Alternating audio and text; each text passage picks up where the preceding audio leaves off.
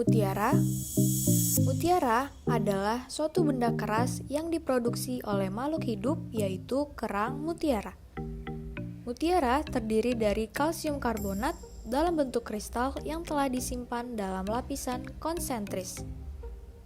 Mutiara yang ideal adalah yang berbentuk bulat sempurna dan juga halus. Tetapi ada berbagai macam bentuk-bentuk yang lain. Kata mutiara telah menjadi metafora untuk sesuatu yang sangat langka, mengagumkan, dan barang berharga. Dari berbagai macam jenis kerang, hanya 5 kerang yang dapat menghasilkan mutiara yang berkualitas.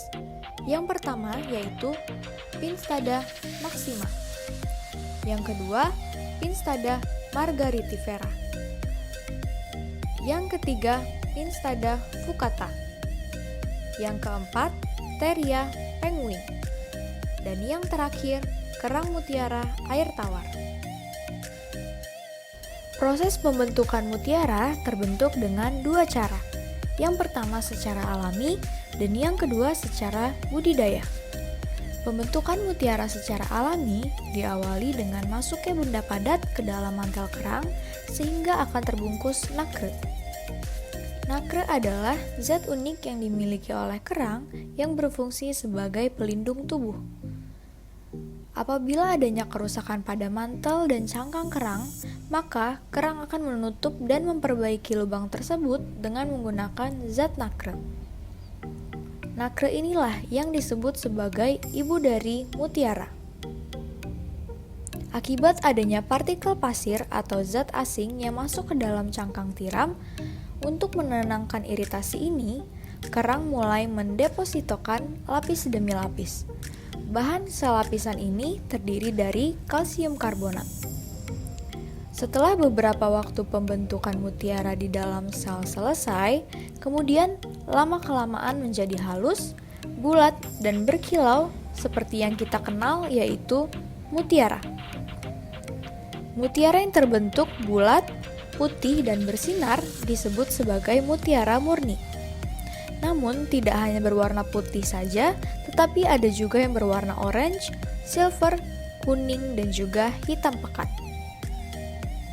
Proses pembentukan mutiara secara budidaya. 1.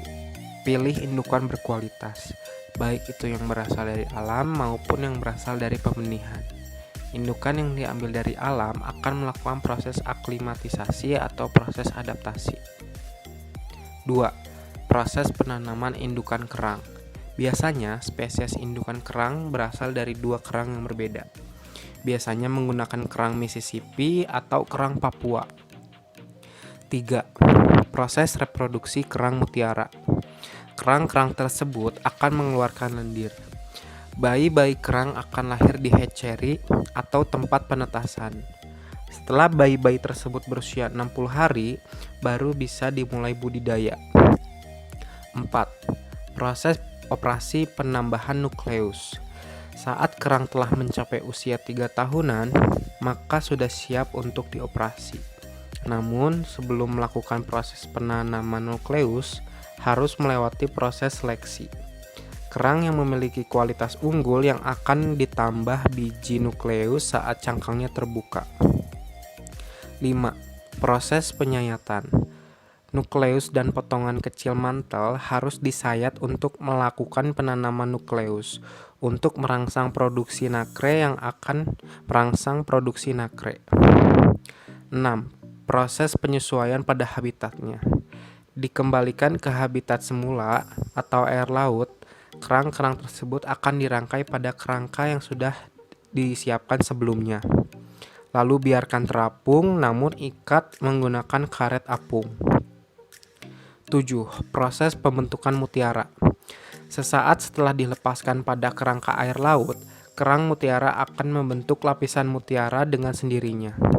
Yang perlu dipantau selama proses ini adalah suhu air serta faktor lingkungan lainnya. 8. Pembentukan conchiolin. Selepas itu, lapisan berpori yang terdapat pada kerang akan menghasilkan conchiolin pada area sekitar nukleus dan nacre. Inilah nantinya yang akan menghasilkan mutiara di dalam kerang. 9. Panen mutiara. Waktu terbaik untuk panen yaitu setelah lapisan mutiara terbentuk dengan sempurna semakin besar dan nampak berkualitas. Harganya pun akan semakin mahal. Mutiara yang dihasilkan pada musim dingin akan nampak lebih bagus dan berkilau jika dibandingkan saat musim panas. 10. Proses pengambilan. Cara pengambilan mutiara dari tubuh kerang adalah dengan cara memotong daging kerang tersebut. Sangat penting untuk menjaga kerang tetap hidup karena mereka masih bisa menghasilkan mutiara-mutiara berkualitas.